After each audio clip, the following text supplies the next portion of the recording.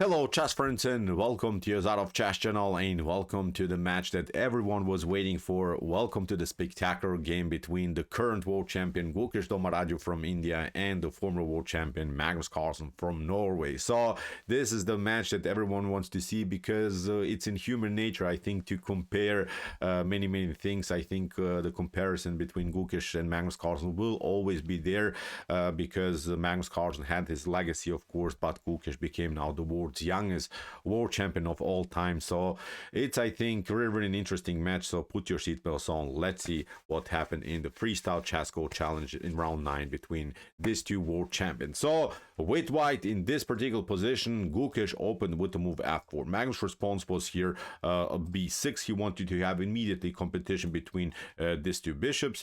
Here in the continuation, Gukesh continued now with the move b3 himself. He liberates also this diagonal and wants to compete against the bishop on h8. Magnus develops. Here we have knight to f3 also by Gukesh, and now comes this idea g6. Bishop takes h8, queen to h8 leads now into a pretty equalish position. g3, we have now the move c5, e3, knight to c7, and now Gukesh centralizes both of these knights. He's preparing maneuvers like knight to f2, and if you want to put simply more pressure here in the center of the board, he wants to expand now simply in the center. Magnus continues with f6. Now comes this idea, and Magnus is also preparing here to break and enter with the move e5. Gukesh continues with e4, has now a solid structure in the center of the board, but now Magnus breaks it immediately with the move f5. Queen to e2, Gukesh battles for the e4 square, and now e5. Magnus is not waiting a second here.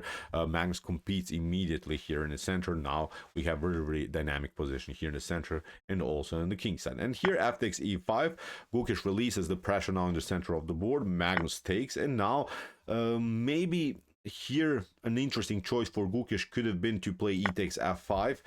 This e takes f5 would be more challenging, I would say, for Magnus Carlsen in the game. Gukesh tried knight takes e5. E takes f5, I think, leads now into a complicated line where Magnus Carlsen has to be really accurate in order to keep an equal position. Here after e takes f5, the best way for black is to proceed rook to e8. You play a counter attack first of all against the queen. Then after knight to e5, rook to e5, and queen to d3, now you take with the rook. The issue is after e takes f5 that you don't want to take immediately here with g takes f5. Of course, here the knight is hanging, but even after knight to f3, bishop to f3, and something like g takes f5, the issue is you don't want to be left here with the isolated f pawn. So that's why rook to e8 would be then, as I said, the best continuation. So this was maybe, as I said, the only chance for Gukesh somehow in this position to spice up the game, to complicate things for Magnus Carlsen. But after knight to e5, the game becomes again pretty equalish. Magnus takes, and now Gukesh, believe me or not, it doesn't react correctly immediately. Here, Magnus, I would say, takes over in the game because Gukesh played now a risky kingside castling. And why is this move so bad?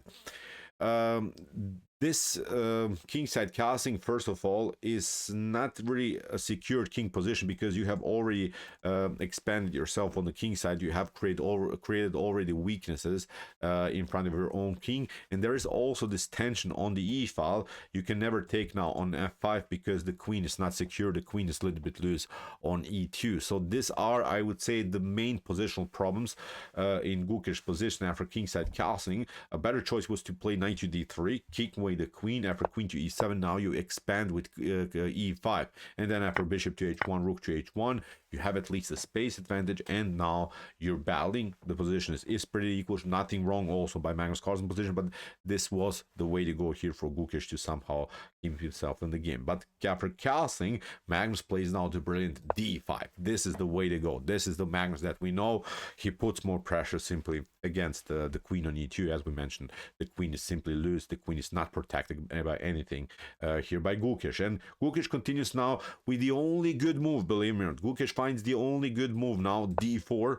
Really risky stuff, but he has to play like this because actually with this move d4, he tricked Magnus Carlsen a little bit and got back into the game because Magnus actually plays now an inaccuracy here. In order to keep a much better position, Magnus should have continued with queen to e8. e8.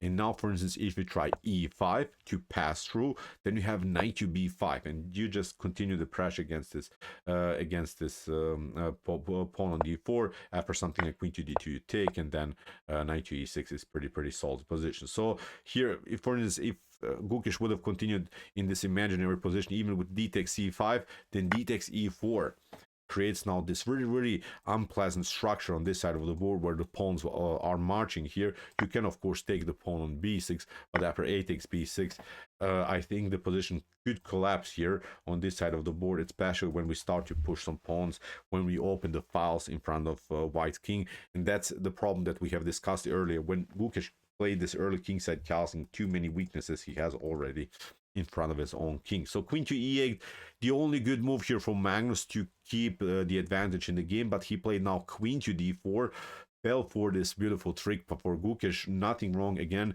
the position is equal, but Magnus probably wanted to get more out of this middle game, because now Gukesh finally takes, and after g takes f5, now we have again this similar position that we have discussed, where now finally the pawn on f5 is weak, and now Gukesh has the initiative here a little bit, attacks now the queen, gets now the knight into the game, has now a beautiful square in f4, and Magnus has now tough time, of course, to open the files in front of the king, because the f4 square is taken by the pawn, by the knight, by the rook. So now there is a weakness, and I would say again a pretty equal position. Rook to f8 by Magnus, f5 pardon me, c4 here by Gukesh. We have now queenside castling here by Magnus, and now knight to f4. We have rook to e8, queen to d3, d4, and this move d4 creates again a really interesting position. This is now the so-called supported pass pawn position, where Magnus Carlsen has now a dangerous pass pawn.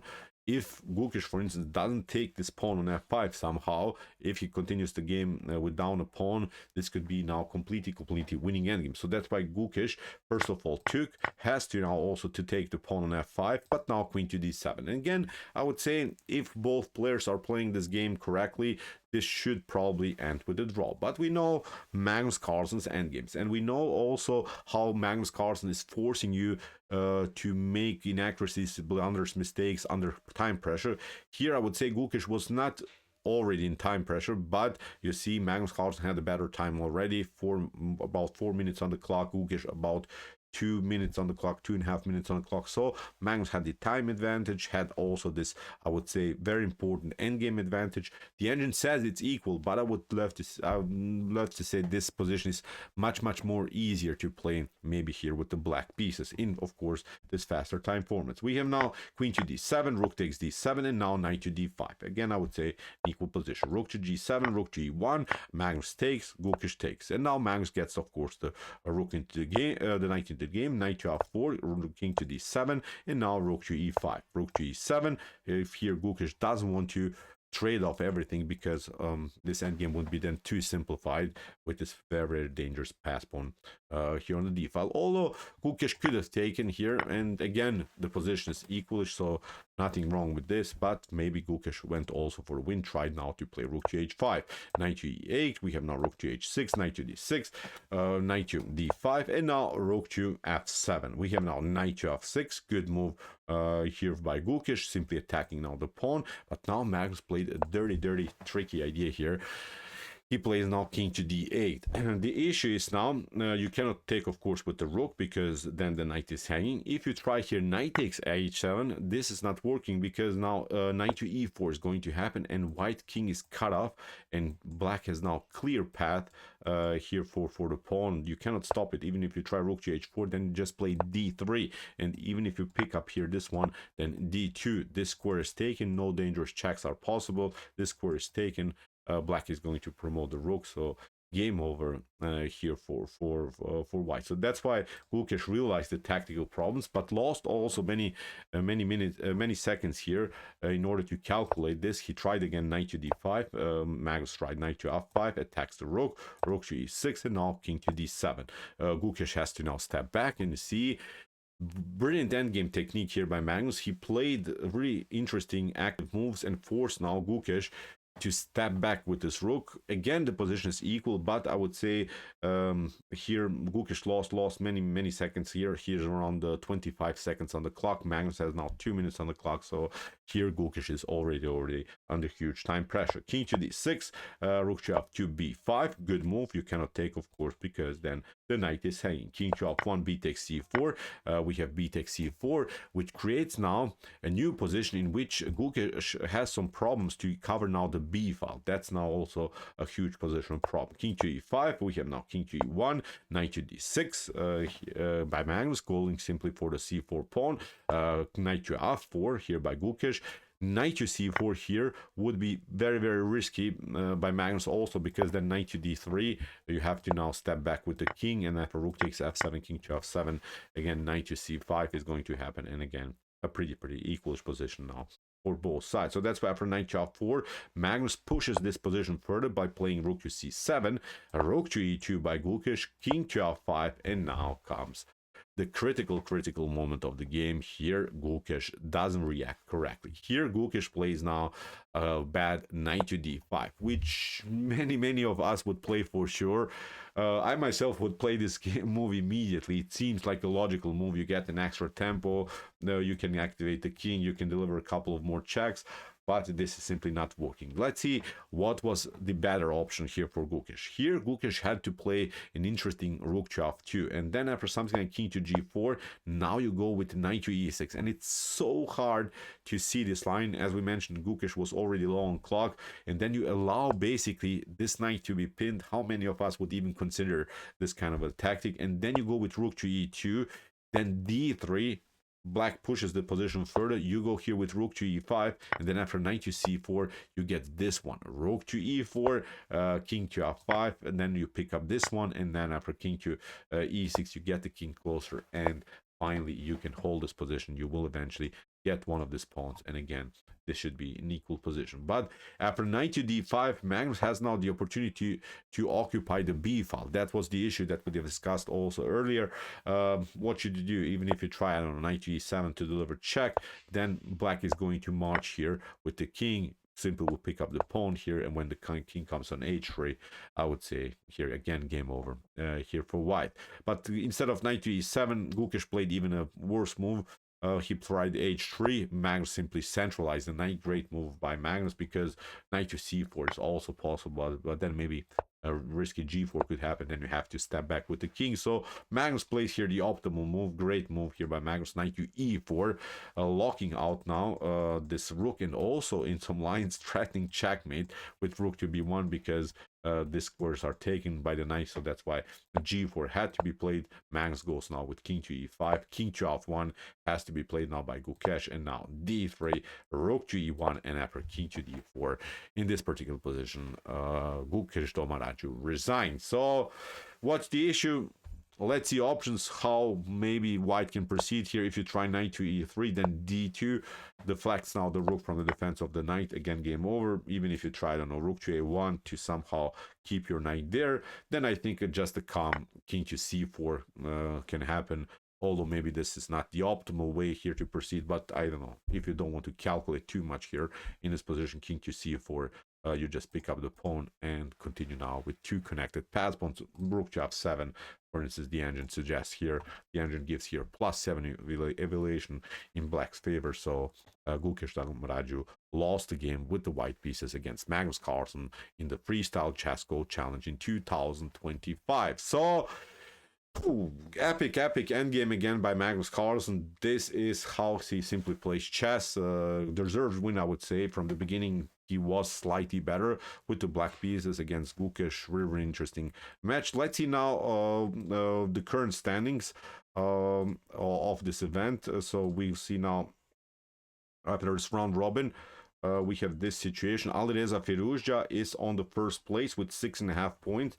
Yavokir Sindarov, who was the leader after the first day, has also 6.5 points. Fabi has 6 points. Magnus Carlsen 5.5 points. Hikaru is also there with 5.5 points. Vincent Kamer also moved up into the quarterfinal stage. Nodirbek Abdusatorov and Gukesh will also play as the 8th best player in the quarterfinal stage. Vladimir Fedoshev and Levon Aronian are getting kicked out of the event. They didn't qualify. They finished on the 9th and 10th place. So tomorrow the quarterfinal starts. This will be epic. For instance, already in the quarterfinals we have Alireza against Gukesh, Nodirbek against Javokir Sindarov, Fabi against Vincent Kimmer, and Hikaru Nakamura against Magnus Carlsen. So this will be already very tricky here in the quarterfinals. So we'll see great games for sure in the Freestyle Chessco Challenge in 2025. So okay, I hope that you enjoyed this game. Really enjoyed it a lot. Interesting endgame again by Magnus Carlsen. Very tricky stuff. If you want to see some other games that we have covered from this event,